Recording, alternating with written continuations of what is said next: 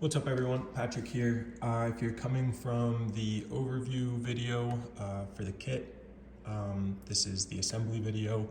If you are just looking for kind of a quick overview of this, I have another video posted. This is going to be a little more in-depth assembly and just going over kind of the tolerances on everything and how everything should be set up. So getting started, this is everything that you will get in the kit. So this is your basically IFS up here, chassis, mag mounts, inner fenders, floorboards. These are the body mounts. This isn't in the Etsy description, I have to add it still, but I'll be including this scale fuel cell that'll hold battery or electronics. And then beams, and then here's your rear body mount and spare tire carrier assembly. Yeah, sorry. So as well as the printed parts included in each kit will be 12 magnets, so you can do a full assembly. These are all of the bushings for the IFS and the beams and all of the rubber O-rings that you'll need. And then there's just a printed case for the hardware. So I'll label these as well so that there's no confusion on the different lengths here. Yeah, I haven't figured out exactly how I'll do that. I might just do stickers so that this is reusable for other things. But yeah, 3.6, 5, 5.5, 8, 10, 12 millimeter hardware, all M1.4, so SCX24 stuff. Nuts, bearings, these are your screws for the spare tires on the back here. Oh, those magnets stuck.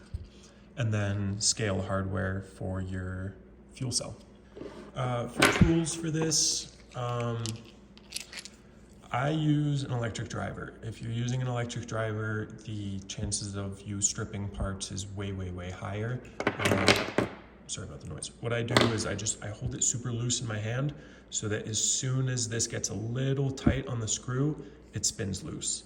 If you don't feel comfortable doing that, just a typical little hand tool. Again, 0.050 is what they call this hardware, and then a 1.5 bit for just the screws on the tire carrier. Some little scissors just to cut all the 3M tape to size. I'll include that as well. And then some pliers or Coop RC on Etsy and on Instagram. He makes some really cool little printed tools for these little tiny M1.4 nuts. So if you want an easy way to install those, definitely check those out. So I'll start with the IFS assembly. As the IFS kits get released in the future, I will do different wheelbases. But as of now, it's just for the MicroRunner kit. All right, so here's my little mess. I'm very proud to say that this right here is the roughest surface on the entire kit. Everything else has been printed pretty much without supports and on a smooth build plate with a high quality setting, just to get it looking as close to real plastic as possible. So to get started on the kit, I would recommend, if you want to, you can just lay it out. So I would do this. Here are your lower arms. These three parts here for your skid assembly. This attaches the skid to the chassis. These right here are your knuckles and spindles. I'll show you the directions on those. Here are your upper arms. These links here, so there's two of these, they're symmetrical or identical. There's this kind of bar here, two more little links that are identical, and then kind of an angled link, just a single one. I'll include extras of these tiny little parts so that you guys don't need to worry about that. These are to connect the sway bar to these front arms. I'll include a couple of these, or a couple extra. I haven't had any issues with these yet. This is the original design. But yeah, a sway bar is essential to get this thing handling the way that it does. Otherwise, it's just all over the place and tips and rolls super easily. These two are your servo mounts, and that's also the screws go through this brace here that attaches the skid to the chassis, and then screws into these, and then your servo mounts to that. And then here is the piece that holds your upper arms. It's simple, but it clears everything, and it's nice and solid. So our first step is just gonna be getting these ball bushings in all of our links. One thing to point out is that these thinner links that are surprisingly strong, I've been using these and haven't had any issues with this area right here, is that the ball bushings kind of snap into place. So you'll have to apply some pressure, but once they're in, they will hold their position in the middle, and you do not need the rubber O-rings on these.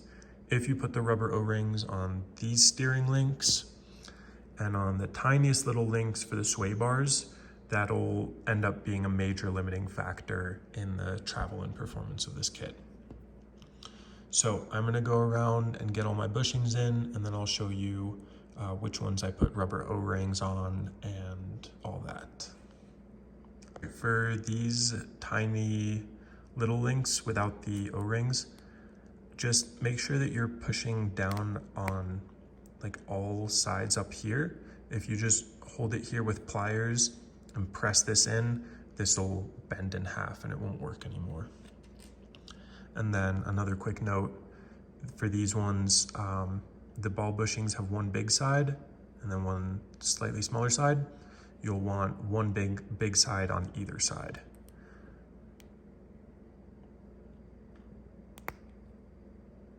So let's see. The one on the left there is a little bit bigger, the face of it, and then it's the opposite on this side. So I've got all my bushings installed. I went ahead and did the rear links too. For the rear links, I use a rubber O-ring on each side, just helps keep the solid nice and stable with no play. And then like direction wise, if you want to be particular about it, this wider side should be the side that the screw goes through, because that way, if it does pop off, or like if the O-ring does pop off, this won't slip off. Only this narrow side can actually fit through. Anyways, for the upper and lower control arms, I only put a rubber O-ring on the outside and nothing on the inside.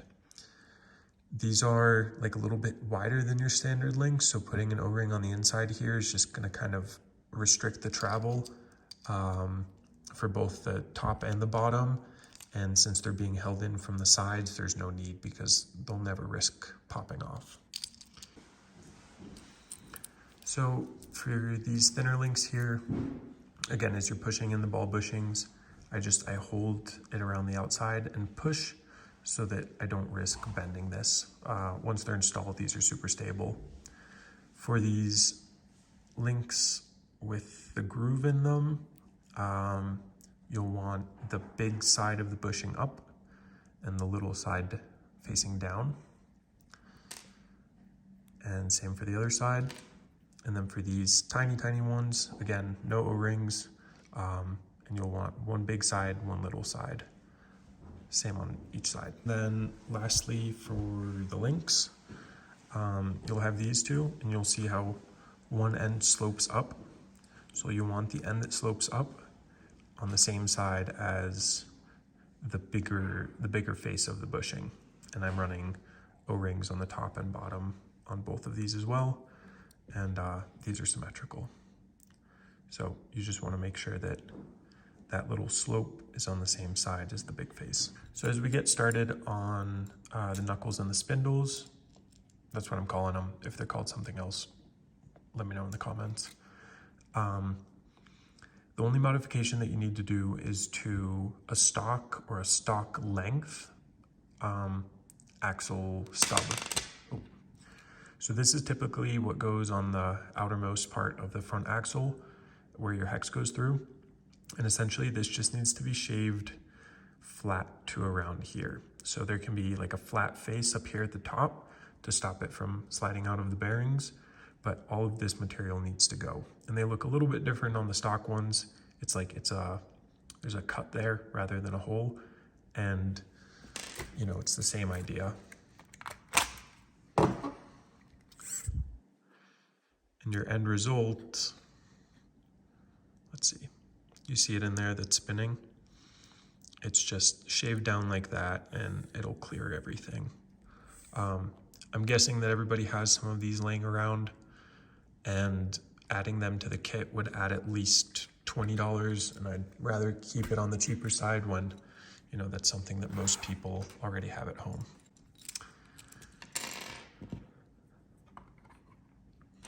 For the assembly itself, we'll be using a 5mm screw through the top and the bottom, and you'll want this part that angles outwards for the steering arm to be on this side that's got the indent on it.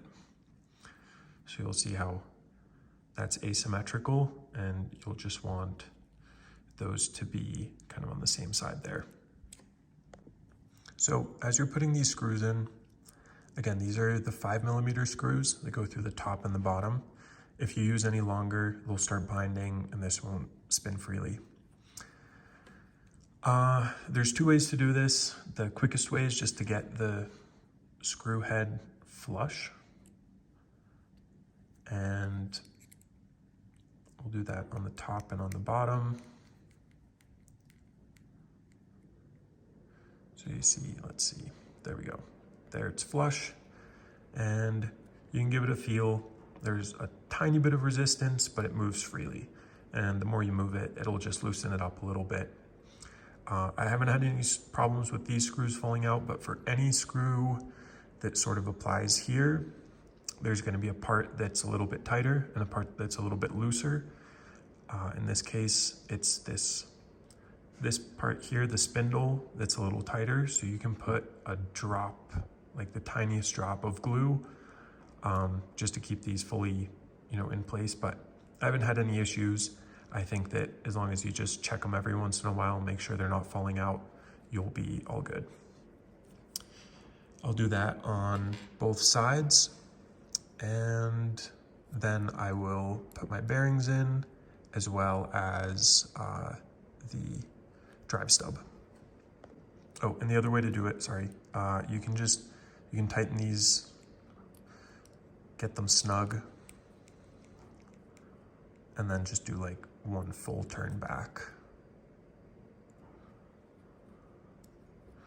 And then give it a feel, and it should move nice and loose.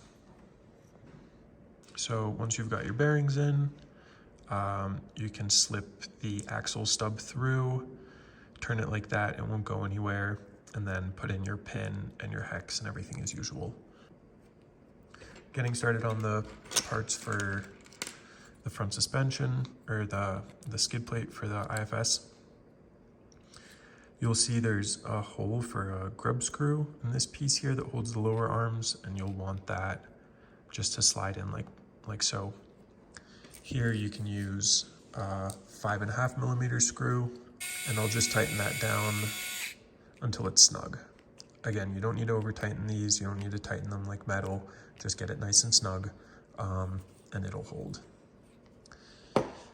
If you've used too long of a screw, it'll pop out on the bottom there. This piece here holds your sway bar. That's why there's a bigger hole through there. So this is a good point to kind of start assembling that and at least get it threaded through. And it'll be I think the kits that SWD makes now look a little different, but it's not sway bar, not the rod goes through this hole there, and then not sway bar. It's an arm, I guess, and then nut. So that's a good point, just to get that through there. It'll make your assembly a little easier. For this piece here, you'll just use a 5.5mm screw and put one there and one there. And again, for these, just nice and snug, no need to tighten it like a metal piece. And then once you've got this together, we can actually put on our lower arms. So you'll see the only difference on these is how thick these little shock mounts are. I've been putting this thinner one forward and just been accessing the screw that way. That's been great for me, and it doesn't wiggle out of place or anything. So with this forward, I'll just slide it into place as such, and then you'll use one 12mm screw in the front and then one 10mm screw in the back. There's a little bit of friction, but that'll go away with the first few drives. Like with every plastic, it'll stretch out a little bit and develop some play, so this is just to minimize that and make sure that it lasts for as long as possible. I'll just go ahead and do the same on the other side. 12mm screw through the front and a 10mm screw in the back. Now that you've got both of the lower arms on, this is a great time to connect your sway bar. So typically you would have two arms coming out from here. And when you do get the sway bars from SWD, just let him know that it's for the MicroRunner, and he's got all of these in the correct lengths, both the rear and the front. The rods are not too wide, and then the arms themselves are just long enough. And then this is just a demonstration, since I don't have, I don't want to make another sway bar for this. I've already got one finished on mine, but it'll come with the correct length arm here. This will go through, it'll be mirrored on the other side. And then the reason there was a flat, like the bigger face was on opposite sides on this little link, is because the screw is going to go through here with a nut on the outside, and then these are both 8mm screws, top and bottom, and then the bottom will just thread into the arm there. So this is what your final assembly will look like, and that's how it'll move through the travel. And you can dial in your spacing here. Definitely use some Loctite for these nuts, and some Loctite on this little nut as well, because once it's in there, this one's a little tricky to maintain or to do any service on.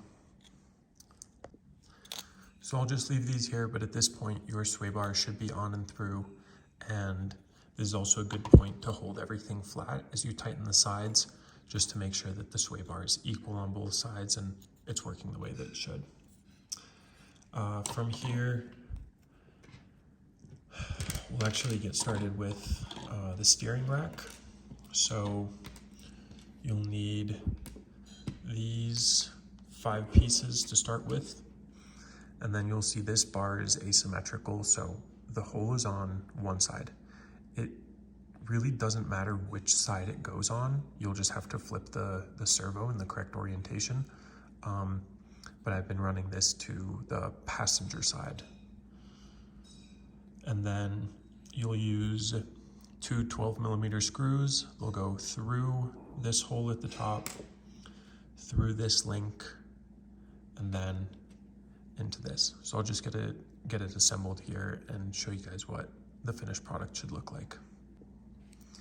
So now that this little assembly is done, you'll have 2 12mm screws going through all the way, and then these are the ones that we were doing the bushings on earlier. So you'll want that flat side facing outwards from the assembly, as well as the little slope in the part here. you want that facing outwards.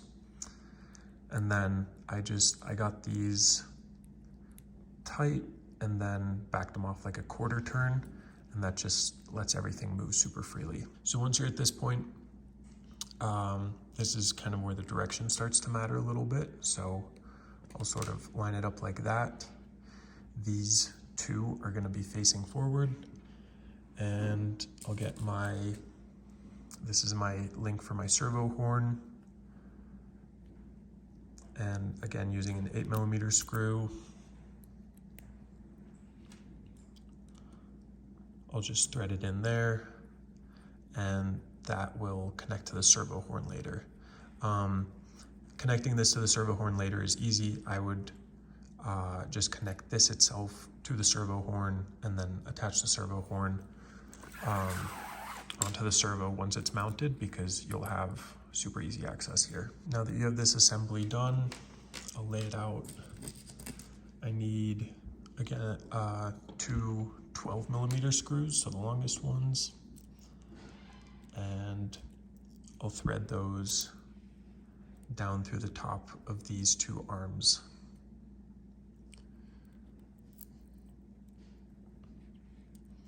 So your steering assembly should look something like that, with these two at the very bottom. And then on the skid plate itself, these will thread in here, and they'll go through this front piece, through this middle piece, and then down to here. So it holds everything nice and solid as well. All right, once the two 12mm screws are in, you should be able to just see them right there. This should be able to move nice and freely. Again, there's a little bit of friction, but that's just from the O-rings there. And yep, there's your steering rack. Moving on to the upper control arms, you'll need these two. They'll be oriented like this, so the opening will be facing forward, and this smooth part will be on top with this little opening on the bottom. And using two 8mm screws, one on either side, with the opening facing forward and this little nub here facing forward, you'll just attach the ball joints on either side and repeat that for the other side. Here's what your upper control arms will look like when they're assembled. Again, 8mm screws front and rear, and then you want these openings to be facing forward, as well as this nub, kind of looks like a boot.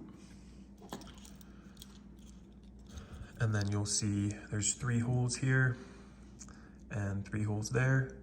So this is a little tricky, but just kind of line it up, hold it in place, and then you're gonna use one 8mm screw in the front and 2 10mm screws in the back. And this is a pretty solid connection, so the screws will go in quite a ways before you'll feel it get snug. So here I'm just kind of lining it up from the side and from the top, holding it in place. And then if the screw starts to come up, you can just line it up a little better. And then you want, let's see, you want that to go flush. So as soon as it's snug down to the bottom, I'll use another 10mm screw in the back and an 8 right there in the front, and that'll be a super solid connection. So this is all done. I've got the 3 screws in the bottom, and you'll see they're quite recessed, so don't worry about them being flush here. And we'll move on to our knuckles and spindles. Again, at this point, you should already have the drive stub poking through with your hex on the end. I won't be doing that since I won't be running this. I start with the lower one. Oh, and you'll also have the sway bar should be on at this point. So here you can just line the holes up like that. We'll use 2 5.5mm screws on the bottom and 1 10mm screw on the top. So I kind of got ahead of myself there, but for the bottom control arms, 5.5mm screws front and rear, and I do these again, snug and a quarter to a half turn back, which just keeps them moving nice and smoothly. You'll feel a little bit of resistance here, but with the first few drives, that'll go away and it'll just prevent a whole bunch of play in the future. You'll want to use a 10mm screw on both sides here, up top. And then this one's just one to be, a little extra careful of since this part here is so thin. If these aren't lined up correctly and you just go ahead tightening this screw, it'll actually flex this really far back, and we don't want that. So as you're tightening this, just make sure that it threads into the rest of it. So you see there how I'm tightening it, but it's just bending back. At this point, just kind of realign that spindle there and keep tightening it. You'll feel it as it threads into the hole, and I'll get this snug and then about a half turn back. So snug there and then a little back, just making sure that everything's moving freely. Since you have the sway bar, you'll have the sway bar attached at this point. As you do one side, you'll actually feel it pushing the sway bar, and it'll push up the other side to match it as such. So your final part for the IFS assembly will just be this chassis connector up here. And then once that's in, you'll be able to mount it to the rest of the MicroRunner chassis. And for this, I'm just using 2 8mm screws, one on either side, and these holes are recessed, so they won't be visible from the outside. So with this front brace here connected, and you'll have your sway bar connected as well, and your axle stubs and hexes on. That's pretty much it for the IFS. Once we've got this connected to the rest of the chassis, I'll be able to attach the servo, and that's all. So at this point, we'll take our IFS and attach it to the skids, or to the skid, and you'll just see that hole line up, and we'll use 2 10mm screws, one on either side, and that will hold the skid plate for the IFS to the skid plate for the chassis. With the skid plate attached to the skid plate for the IFS, you can grab your floorboards, and we'll be using the 2 outer holes. Use 2 8mm screws for this. They'll go through there and then thread through the chassis rail and into the skid plate. So now you should have the 2 8mm screws threaded through into the skid plate, and like the rest of the parts, just snug it up, and I will repeat this now on the other side. So I just did the same on the other side. 2 8mm screws through the 2 outer holes. We'll leave this middle hole for the beam. With that attached, you can now take, there's 2 little pieces like this, and they'll go on the inside of the chassis here. It's a little tough to see. They'll just go on the inside of the chassis, and the screw will thread through these holes and through these. So I just used 4 8mm screws. You'll see you have some different options there, but I just find that front and back works well. So yeah, same on each side. You'll want the flat part facing forward, and then the different positions are just for different lengths of servo horn and different servos and stuff. So not only can you move this mount forward and back, but you can actually move the servo up and down. So like this Injora has a longer servo horn. I'm kind of running it in the middle. An Emax with like an Injora servo horn that's a little shorter, would definitely fit better into that lower mounting position. But this all clears with the body, and you can just get it fine-tuned like that. And then for the screw itself, you'll just run an 8mm screw through the back of this link here on the inside of the steering rack, and into the servo horn. And make sure you use some Loctite too, because once that's in there, it'll be annoying if it gets loose. For the mag mounts and the inner fenders, you'll just run two 5.5mm screws through here. You want the flat side facing upwards, and you'll start mounting from one hole in, if that makes sense. So you'll use that second hole and the fourth hole on the bottom row to mount your magnet. This is a little magnet mount, and then that'll go through and attach into the back side of the inner fender. So I'll just do that and I'll show you guys what it looks like. So the mag mounts and inner fenders are now mounted. Two 5mm holes, two 5.5mm screws through there, and I'm starting one hole back on the bottom row.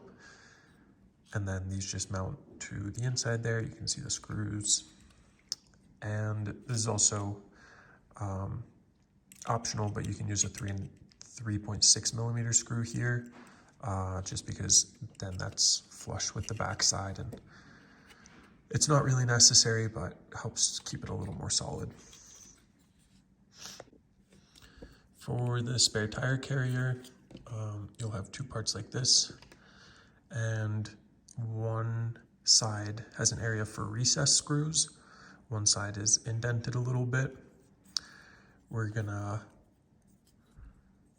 take the side with the screws that are indented. This is gonna be down and backwards, and then place that on the outside. And you're gonna use two 8mm screws on either side, and this will connect it to the chassis. So once you've got these two sides attached, again, two 8mm screws on either side, this will attach to the chassis. This little piece is actually the tire mount. So again, 8mm screws through this and then down into these two screws there, or these two holes there. So I got my tire carrier attached, two 8mm screws, and then these are your rear body mag mounts. So two 5mm screws, and then these sort of face up and inwards. And that's just to give you the best tire clearance and still give you a mounting spot for the magnets. And then to attach your tire carrier to the back here, I've made space for the sway bars, and the sway bar is basically going to pass through any of these four holes up top, and then you've got three mounting holes to choose from back here. If you want to push your battery or anything super far back, you can trim a little bit here and still use the back two, but I'll just do, I'll use four 5mm screws, two on each side. Now that this is on here, we'll just do the beams and the upper links, the rear upper links, and these will just attach as normal. For the beams, you'll want this wider part to the outside, and of course the flat on the bottom. This is the area for the shocks, and this just slides into place, and you'll use a 12mm screw, and that way it actually touches the aluminum here and adds a little bit of strength. So do that on either side.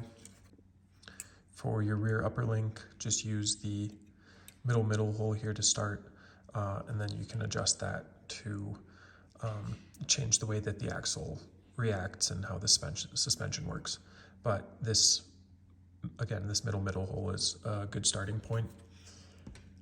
And then for the rear uppers, you'll want this bend facing downwards, and that just allows a little more clearance around the battery, so you can get the battery lower for a lower center of gravity. And I just do the 8mm screw through the outside with a nut on the inside, and make sure you put a little bit of Loctite on that so it doesn't wiggle loose.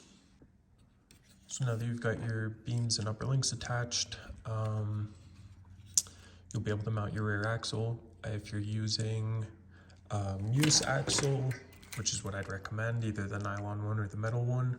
You can use this lower forward mounting point, and if it's a stock one, just use that stock one, and you'll just need either some 5mm spacers or a 4mm hex spacer just to bring the wheel out a little bit. And I think 24 Yep had the hack of just using like some rubber O-rings to push it out an extra millimeter on each side.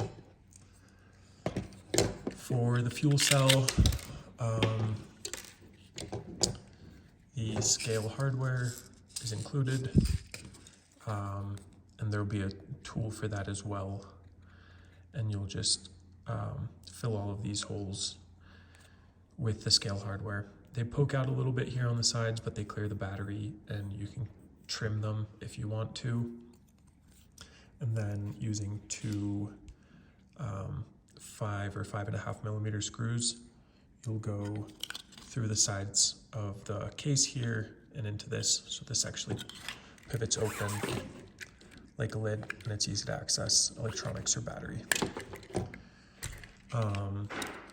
You can use these as shock mounts, but the reason it's recessed here is so that you can actually, it'll fit a nut in there, so you can use all of these shock mounts if you don't want to use the bottom ones. And then lastly, for the body,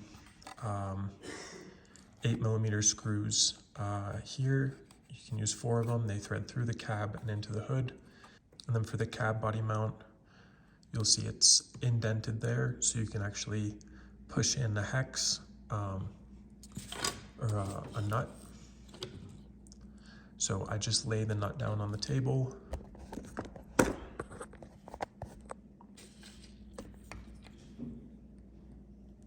And then you can just press it in and hold these. And